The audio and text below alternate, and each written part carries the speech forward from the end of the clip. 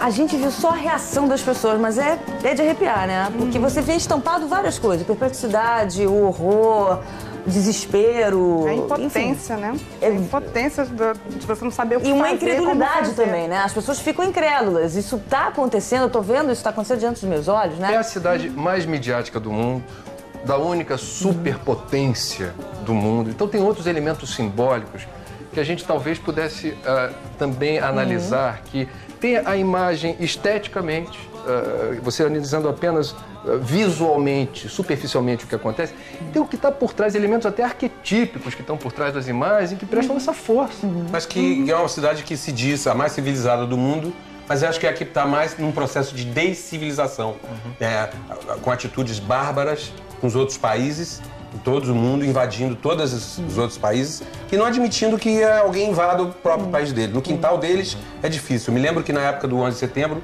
teve algum, acho que foi até um cartunista que falou: é a volta do cipó de aroeira no lombo de quem mandou dar.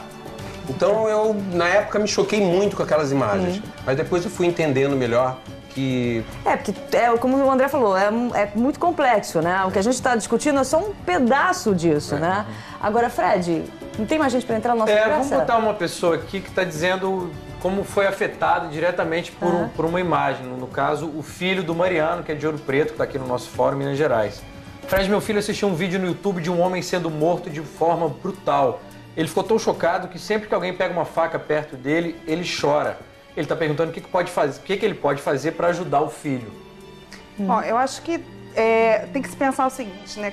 Televisão e computador, internet, precisa estar num ambiente onde as pessoas, principalmente quando você tem criança em casa, onde as pessoas possam passar e você poder acompanhar o que a criança está vendo, o que ela está assistindo. Precisa dar um certo limite também, né? Para não ficar o dia inteiro na televisão, o dia inteiro na internet.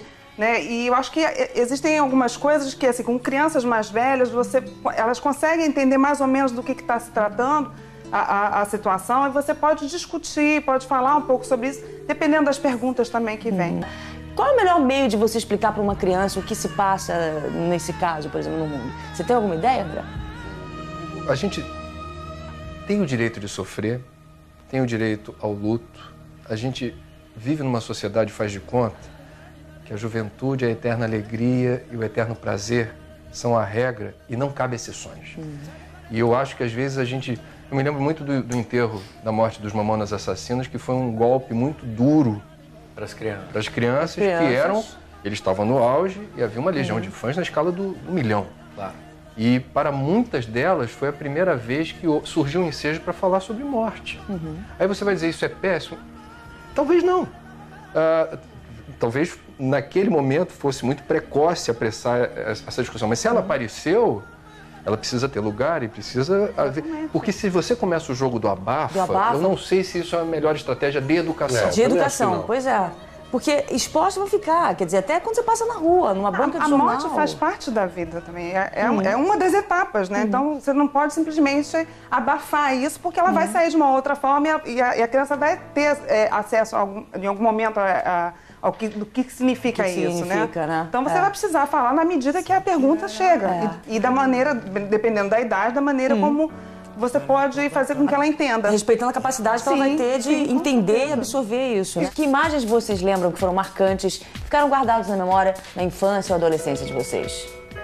Pessoalmente, eu acho que o primeiro dia da escola realmente é a memória que eu tenho, assim, mais inicial mesmo, né? Mas uma imagem transmitida pela mídia, televisão, jornal, foto? Eu chamei a atenção de um programa que retornou agora, que é o Vila Sésamo, né? Você nunca esquece. Isso é inesquecível, né? Todos aqueles personagens, eu acho que para pessoas da minha geração, com certeza, isso ficou marcante.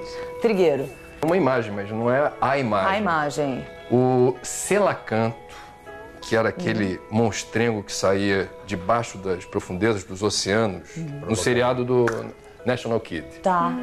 Aquele bichão, depois, já adulto, eu vim saber que o National Kid tinha o quê? 7 ou 8 episódios só. Eu, quando criança, achava que aquilo era... Eternidade. Não terminava. E aquele bichão aparecia sempre, borbulhando, assim, saindo do oceano, e era algo fantástico. Tá. E você, Gadenberg?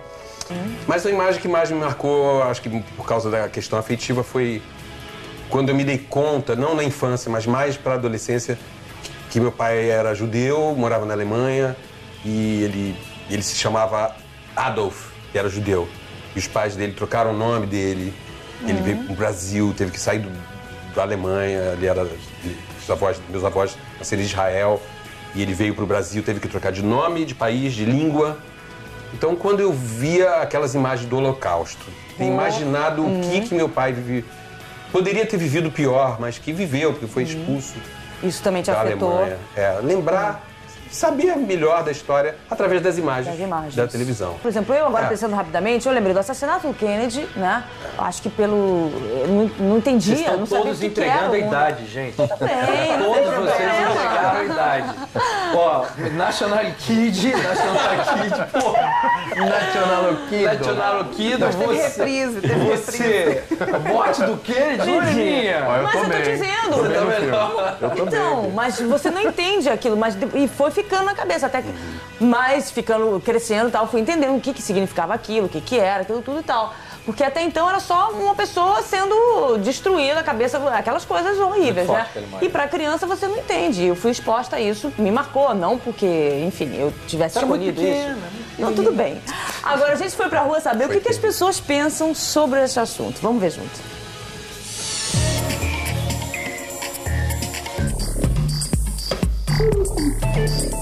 Cenas de violência, elas acabam, que estão estampadas nos jornais, elas acabam chamando a atenção, né? Algumas acabam abusando, acabam sendo sensacionalistas demais. Acho que nem modo parece que as pessoas gostam de ver a violência. Por ter espanto no assunto, você acaba aguçando a curiosidade. Infelizmente, a gente observa que desde as épocas aí mais antigas, né, quando havia esses enforcamentos públicos, as pessoas ficavam assistindo, ficavam vendo. Não sei dizer porquê, mas isso chama muita atenção.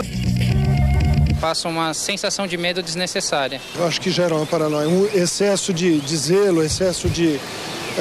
as pessoas têm medo de se relacionar umas com as outras. Seria preciso ter uma certa consciência, né? Uma certa, não sei, talvez criar um conselho aí de bom senso para que essas cenas de maior violência sejam contidas, né? Em nome até da preservação da sociedade mesmo. Bom, hoje em dia, um tempo atrás, a gente podia até falar assim, a mídia, né, a televisão, os jornais, mas hoje qualquer cidadão é responsável por essas imagens, né? A partir do momento que você grava na rua, né, alguma cena violenta ou presencia algum ato e você joga na internet, então não são só as grandes redes que são responsáveis. Mas a pergunta que eu queria fazer, pensando no que a gente viu agora no vídeo, né, esse excesso de imagens acaba amortecendo a gente? Existe um excesso? Tem como a gente reverter isso? Dá para controlar, André? Eu acho que existe uma poluição, um acúmulo de informação que fica guardado no arquivo morto. Se ocupa espaço sem serventia, não é bom. Quer dizer, é um consumo de energia que não tem uma função positiva. Então, eu acho que nem sempre, por exemplo, você se julgar bem informado porque consome várias mídias faz de você um melhor cidadão, ou uma pessoa mais centrada, mais lúcida, uma pessoa mais tranquila no ato de escolher, realizar escolhas no dia a dia. Essa é uma questão importante. Então, do ponto de vista de quem consome informação, eu acho importante haver alguma estratégia. Uma ecodica que eu estou dando aqui. E do ponto de vista de quem produz mídia, eu acho que falta, por exemplo, na formação, no caso de jornalistas e publicitários, mais informação sobre o alcance das imagens e das palavras escritas ou faladas sobre seus respectivos públicos-alvo. Porque a gente tem uma responsabilidade sobre conteúdos emocionais também. Não é ser poliana. A violência do mundo precisa ser mostrada porque o mundo também é violento, mas não é só violento. A violência é espetacular, mas ela não pode ter o monopólio do tempo que um noticiário ocupa. Então, se você, ao acompanhar ler um jornal, uma revista, ou acompanhar um telejornal, achar que aquele é o extrato fiel de tudo que aconteceu de importante no mundo, como uma das pessoas falou, é complicado. Aquilo é um esforço jornalístico de você trazer à tona o que é notícia, que é um recorte.